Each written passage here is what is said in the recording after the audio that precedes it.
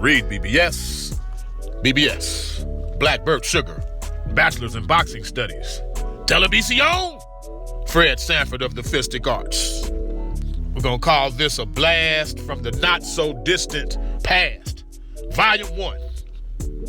One of my absolute favorite fighters, Prince Naseem HAMED. Now, from the mid-90s to the early aughts, there wasn't a more complete fistic entertainment package than Prince HAMED, Naseem HAMED. He was a flashy banger who at one point had a record of 30-0, 28 KOs. My man, he was just different, and simply put, he was fun. British Arab of Yemeni descent, Muslim faith, and black urban swag. There was an undeniable circus or carnival-like excitement to his fight nights. I haven't experienced that before or since Prince Naseem HAMED's fought. Real talk. Everything about him was completely over the fucking top. So, quite naturally, motherfucker chose to enter the ring by flipping over the fucking top rope. Makes sense, huh? Like, duh, what else would he do? WTF, what the fuck? It wasn't an official acronym just yet, but it was the face you'd make when first experiencing HAMED. Amused, confused, enthused. You had to watch him. Even if you didn't like him, you had to watch this guy. He just drew your attention. It was just something you hadn't seen before. Excellent athleticism, speed of both hand and foot. He had a natural bounce and rhythm to him. He had gymnast level agility.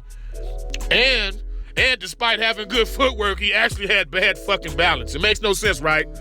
Neither did Prince Naseem HAMED. My man was so unorthodox, he probably wipes his ass different from everybody else. Probably got some weird ass-wiping technique that only he knows about. It wouldn't surprise me at all. As a fighter, getting back to that, he switched stances seamlessly and with purpose. He could punch from either stance, like KO power from either stance. He would sometimes adopt the Mike Tyson pose where Mike would tuck both gloves under his chin and stalk you. Prince would sometimes do that.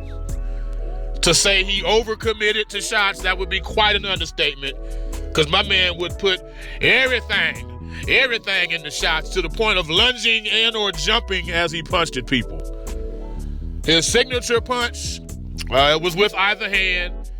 He'd bend at the waist to the left or right, dip a shoulder, and throw a half hook, half uppercut, hooker cut, or upper hook, whichever you prefer to call it. Again, with either hand. Fully torqued. It was in the danger zone when he dipped so far, but it was fully torqued. Sometimes with his back foot, other times he'd step diagonally with his lead foot and fire it. And the punch would be sidearm sometimes.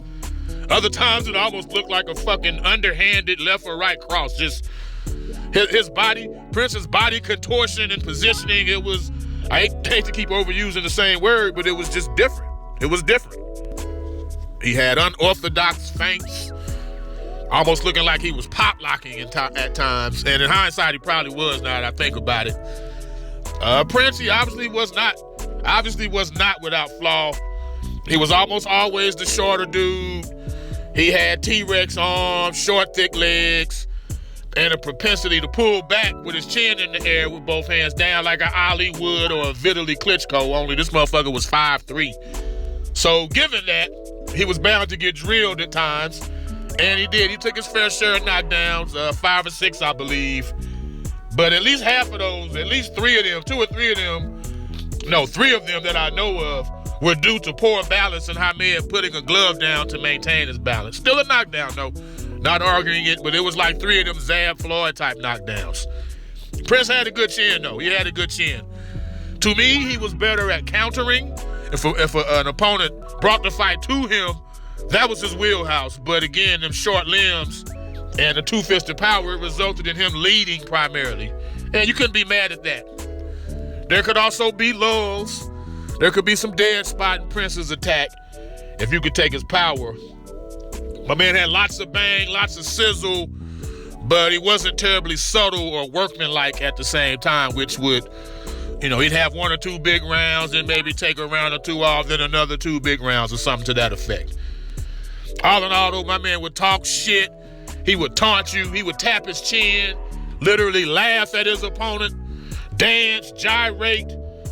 The British media, some liked it, some didn't. It was an arrogant display.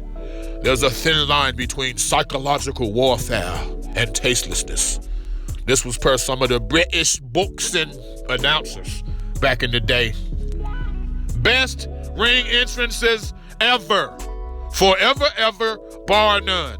Prince Naseem HAMED, he's in his own fucking category. When you go best ring entrances, you can't even include him in the category because he's got all the best ones. All the best ones. You got to include other people. He's a category unto himself in that regard. At various points of his career, came out with shades on, a genie-looking head wrap. My man came out on the magic carpet, as you see on the title pic of this video. Laser light shows, pyrotechnics, a lowrider. You'd see his silhouette dancing, shaking his ass behind a curtain. A lighted runway that would make a fucking fashion model jealous. And all the while, dope-ass hip-hop or club music blaring. Flamboyance and showmanship squared. All in leopard printed trunks, goddammit. If you do nothing else, please, please, please watch Prince Naseem HAMED versus Kevin Kelly. From the ring walks to the completion of the fight. I guarantee you'll be highly entertained afterwards. Yeah, it's got bells and whistles, but it was also arguably the best featherweight war ever. Prince, he was basically undisputed featherweight champion, man. He had the WBO belt the whole time. He unified the IBF by KOing Tom Johnson. Then the IBF stripped him. He unified the WBC with a decision over Cesar Soto and was stripped of the WBC title. And he KO'd WBA champ Wilfredo Vasquez, who was stripped for wanting to unify with Prince. So Vasquez had the belt. Then as soon as he stepped in the ring to face HAMED, he was stripped of that title. So yeah, undisputed champ at 126. Fuck that. 15 successful title defenses, final record of 36-1, 31 KOs, and an immeasurable impact on the earning potential of lower weight fighters. All you lower weight motherfuckers that's making $1 million purses now or close to that, you owe a debt of gratitude to Prince Naseem HAMED. You done good, Prince.